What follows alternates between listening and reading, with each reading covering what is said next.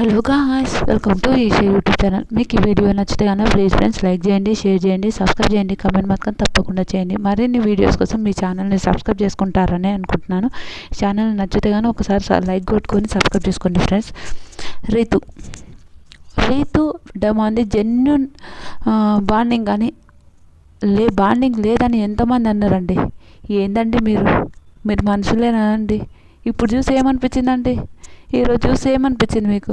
నిజంగా చాలామంది ఈ ఒకానొక టైంలో మాధురి గారు అన్నారు. ఓకే, మాధురి గారికి అర్థమైంది, ఖామోష్ అయిపోయారు. కానీ తర్వాత ఈ సంజన గారు పట్టారు, రీతుని ఘోరంగా పట్టారు. ఘోరంగా సంజన గారు ఇప్పుడు ఏడుందండి? ఇప్పుడు ఏం మాటలు వస్తలేవు మీకు? ఏంటి ఇంతకు ప్రతిసారి రీతుని పట్టుకొని రీతుని అనాలి. ఎంతవరకు అండి? మీకోసం ఎయిర్ కట్ ఇచ్చినా కూడా మీకు ఇంత పూర్తి కూడా లేదు. ఎందుకు ఆ మాట అంటున్నంటే, పాపం డెమాను నడుము నొప్పి వచ్చి తనలాడుతున్నాడు.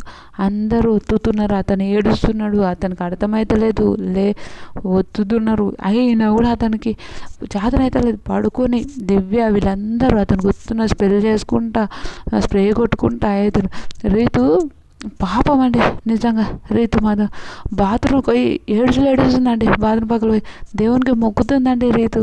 ఎంత మంచి అమ్మాయి అండి రీతు. పాపం ఎంత జెన్యున్. లేకపోతే అరే వాడు ఒక్కొక్కలే అనుకొని ఉంటే ఎట్లుంటుందండి? ఒకసారి ఆలోచించండి. రీతు అలా ఉండలేదు.